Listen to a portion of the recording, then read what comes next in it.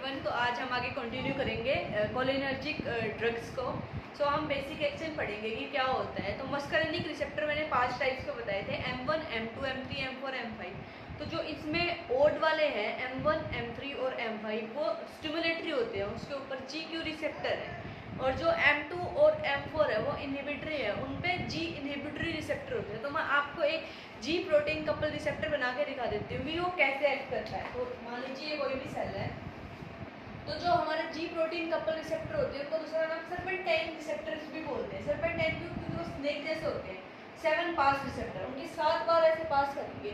तो ये इसके 3 नेम है। अंदर ये G प्रोटीन से कपल होते हैं, वो 3 यूनिट से बनता है, अल्फा, बीटा और गामा।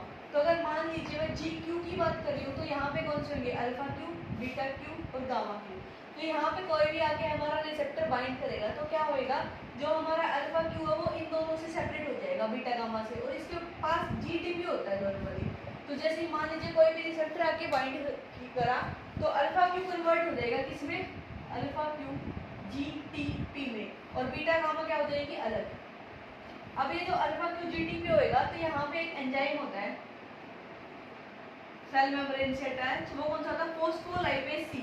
तो ये अल्फा GTP जाके इसको स्टिमुलेट कर देगा, फोस्फोलाइपेज सी को। जो फोस्फोलाइपेज सी है वो क्या करेगा, जो हमारे फोस्फोलिपिड्स होते हैं उनकी ब्रेक डाउन करेगा और क्या बनाएगा, die acyl glycerol plus IP3। तो जो IP3 है वो जाके जो एंडोप्लाज्मिक रेटिकुलम्स है उन पे एक्ट करेगा और वहां से कैल्शियम का रिलीज बढ़ा देगा। कैल्शियम जाके कैलमोडुलिन के साथ बाइंड करेगा और कैलमोडुलिन डिपेंडेंट काइनेज को एक्टिवेट कर देगा। और जब काइनेज एक्टिवेट होएगा तो वो प्रोटीन्स वगैरह जो होते हैं उनको फोस्फोराइलेट कर देंगे और इससे सेल क्या हो जाएगा, स्टिमुलेट हो जाएगा। जैसे अगर मान लीजिए हार्ट सेल है, हार्ट सेल में वैसे ये रिसेप्टर होता नहीं। मैं आपको ब्लड वेसल्स का एग्जांपल देती हूँ। तो अगर मान लीजिए वहाँ स्मूथ मसल्स है किसी भी रीजन में, तो अगर उसमें GQ रिसेप्टर होगा तो वहाँ क्या होगा, कैल्शियम का लेवल इंक्रीज हो जाएगा। जैसे आपको पता है कैल्शियम का लेवल बढ़ता है तो क्या होती है, कॉन्ट्रैक्टिलिटी इंक्रीज हो जाती है। तो वो मसल क्या करेगी, कॉन्ट्रैक्ट करेगी। ऐसे जैसे ब्रोंकियल मसल्स की अगर मैं बात करूँ तो उसमें क्या होता है, कौन से रिसेप्टर होते हैं, GQ रिसेप्टर होते हैं। GQ मतलब M3 रिसेप्टर होते हैं, क्योंकि M1, M3, M5 की स्टिमुलेटरी है ना, तो M3 रिसेप्टर होते हैं। तो वहाँ GQ है तो वो कॉन्ट्रैक्ट करते हैं, तो ब्रोंकियल कॉन्स्ट्रिक्शन हो जाती है, ठीक है। और ऐसे G इनहिबिटरी होंगे तो ऐसे एक्ट नहीं करते, वो एक्ट करते हैं थ्रू दी डिफरेंट पाथ में। जैसे जो G स्टिमुलेटरी वाला होता है ना, जिसमें क्या होता है कि एक मिनट, जिसमें क्या होता है कि जब यहाँ पे अल्फा क्यू की जगह क्या होगा, अल्फा इनहिबिटरी, बीटा क्यू की जगह क्या होगा, बीटा इनहिबिटरी, गामा क्यू की जगह गामा इनहिबिटरी। ऐसे ही जो अल्फा क्यू की बस जगह आई लगाएंगे हम, तो ये अल्फा GTP होगा। ये यहाँ पे एक एंजाइम होता है एडिनाइल साइक्लेज, उसको एक्टिवेट करते हैं। मतलब इनहिबिटरी है तो इसको इनहिबिट कर देंगे। जो G स्टिमुलेटरी होता है वो एडिनाइल साइक्लेज को एक्टिवेट करता है। एडिनाइल साइक्लेज ATP को साइक्लिक AMP में कन्वर्ट कर देता है। साइक्लिक AMP क्या करेगा, प्रोटीन काइनेज को एक्टिवेट कर देगा, जिससे कि फिर से काइनेज मतलब फोस्फोराइलेट करेंगे प्रोटीन्स को और फिर से ज़्यादा कॉन्ट्रैक्शन वगैरह होने लग जाती है और ज़्यादा सेल हमारा स्टिमुलेट हो जाता है। अगर इनहिबिटरी होगा तो इसको इनहिबिट कर देगा, जिससे क्या होएगा, काइनेज प्रोटीन का साइक्लिक AMP कम हो जाएगा, प्रोटीन काइनेज से कम हो जाएगा और वो नहीं होएंगे कोई भी। और ये बीटा गामा यूनिट क्या करेंगी, जाके पोटेशियम चैनल को स्टिमुलेट कर देती है, जिसकी वजह से सेल की हाइपरपोलराइजेशन हो जाएगी। तो ये है बेसिक कैसे हमारे M1, M2, M3, M4, M5 receptors act करते हैं। तो चलिए अब मैं आपको बेसिक एक्शन बता देती हूँ, कहाँ पे रिसेप्टर डिस्ट्रीब्यूशन कैसे है, कि कहाँ पे कौन सा रिसेप्टर प्रेजेंट होता है। तो मैंने बताया कि M1, M2 और M3 हम मेन पढ़ेंगे। तो सबसे पहले हम ऊपर से स्टार्ट करते हैं। तो आपको याद रखना है कि M2 तो वहाँ होगा जहाँ इनहिबिशन होगी, और M1 और M3 वहाँ होंगे जहाँ स्टिमुलेशन होगी। तो सबसे पहले मैं M1 की बात करती हूँ। तो M1 तो मोस्टली CNS में प्रेजेंट होता है, प्री सिनेप्टिकली और पोस्ट सिनेप्टिकली CNS में प्रेजेंट होता है। तो M1 का मेन हमारे दो M2 और M3। तो जहाँ पे भी स्टिमुलेशन होएगी वहाँ M3 होगा, जहाँ पे भी इनहिबिशन होएगी वहाँ M2 होगा। तो सबसे पहले मैं I की बात करती हूँ। तो I का आपको पता है ये I है, तो ये वाला क्या है, ये है प्यूपिल। अब यहाँ पे प्यूपिल को 2 टाइप की मसल होती है, एक ऐसे और एक ऐसे वाली, रेडियल मसल।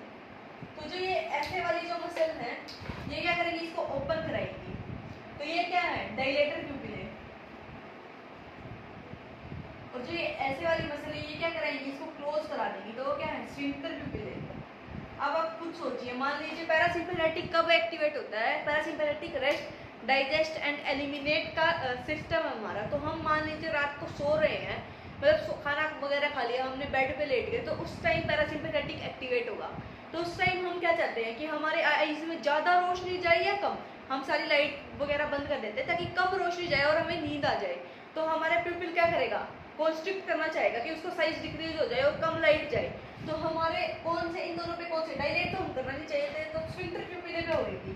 तो स्फिंक्टर प्यूपिले मसल क्या करेगी, कॉन्स्ट्रिक्ट कॉन्ट्रैक्ट करेगी। अब कॉन्ट्रैक्ट करेगी तो वो स्टिमुलेटरी रिसेप्टर कौन से होंगे, M3 रिसेप्टर, ठीक है, M3 रिसेप्टर होते हैं। सेकंड है लेक्राइमेट्री, जो लेक्राइमेट्री हमारी ग्लैंड्स है यहाँ पे, वो क्या करेंगे कि हमारी आई ऐसे थोड़ी ना कि सूखी सूखी रहे, समझ रहे हो, कि सिक्रीशंस वगैरह होते हैं, जैसे हमने खाना खाया तो सारे सिक्रीशंस इंक्रीज होते हैं, ऐसे लेक्राइमेट्री ग्लैंड का सिक्रीशन भी इंक्रीज हो जाएगा। तो लेक्राइमेट्री ग्लैंड पे कौन से रिसेप्टर होते हैं, M3 रिसेप्टर होते हैं, ठीक है। अब हम बात करते हैं हमारे नेजल एरिया में। नेजल एरिया की भी सिक्रीशंस क्या होंगी, इंक्रीज हो जाएंगी।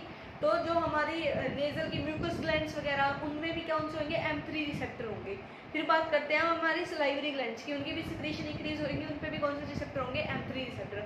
फिर हम आ जाते हैं हमारे लंग्स में। लंग्स में हमारी क्या होती है, ब्रोंकियल मसल। अब आप खुद सोचिए कि आप सोने जा रहे हो तो आपको ज़्यादा ऑक्सीजन, एक तो आप भाग रहे हो उस टाइम आपको ज़्यादा ऑक्सीजन चाहिए ना, एक आप सोने जा रहे हो तो उस टाइम कम ऑक्सीजन चाहिए, तो उस टाइम क्या हो जाती है, कम ऑक्सीजन के लिए ब्रोंकोकंस्ट्रिक्शन। फिर से अगर कोई भी कॉन्ट्रैक्ट कर रहा है तो M3 रिसेप्टर वहाँ प्रेजेंट होते हैं।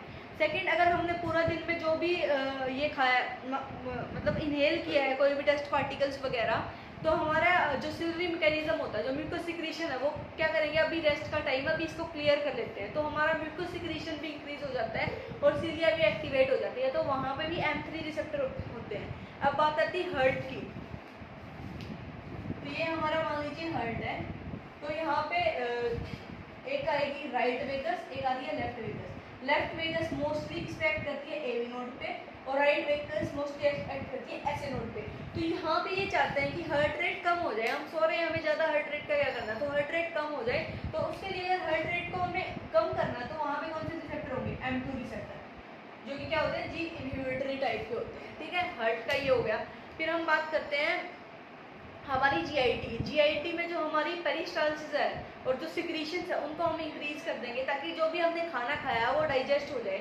तो जो हमारी ग्लैंड्स वगैरह होती हैं उन पे भी M3 रिसेप्टर होते हैं और हमारी जो पेरिस्टाल्सिस की मसल्स है उन पे भी M3 रिसेप्टर होते हैं। जो स्फिंक्टर है, स्फिंक्टर जो भी होते हैं, जैसे कि अगर मान लीजिए मैं बात करूँ हमारे पाइलोरिक स्फिंक्टर की, तो वो हम चाहते थोड़ी है ना कि वहाँ पे ही खाना रुक जाए, आगे बढ़े खाना, हम यही चाहेंगे ना, तो वो उसमें भी कौन से रिसेप्टर होंगे, उसमें इनहिबिटरी रिसेप्टर होंगे ताकि वो रिलैक्स कर जाए। तो इनहिबिटरी कौन से रिसेप्टर है, M2 रिसेप्टर। फिर हम आ जाते हैं यूरिनरी ब्लैडर पे। तो हम उस टाइम खाली मतलब आराम से बैठे हैं, एक तो हम भाग रहे हो किसी फाइट एंड फ्लाइट में, उस टाइम हम यूरिनेशन थोड़ी करना चाहेंगे। जब हम रेस्ट पे है तभी तो यूरिनेशन, जैसे हम कोई बाहर जाते हैं, ट्रिप पे जाते हैं, तब आपको खुद ही पता होगा कि उस टाइम डिक्रीज हो जाती है फ्रीक्वेंसी जो यूरिनेशन की होती है, क्योंकि उस टाइम बॉडी में सिम्पैथेटिक एक्टिविटी इंक्रीज हो जाती है। तो हम यही चाहेंगे कि उस टाइम जब रेस्ट कर रहे हैं तभी यूरिनेशन हो, तो जो रेट्रूजर मसल है उस वो कॉन्ट्रैक्ट करेगी उस टाइम, तो उस पर M3 रिसेप्टर है। जो इंटरनल स्फिंक्टर होगा उसका, वो क्या करेगा, रिलैक्स कर जाए, तो उस पर M2 रिसेप्टर होते हैं। तो ऐसे ही हमारा पूरा सिस्टम है कि पैरासिम्पैथेटिक कैसे एक्टिवेट होता है और क्या उसका काम है।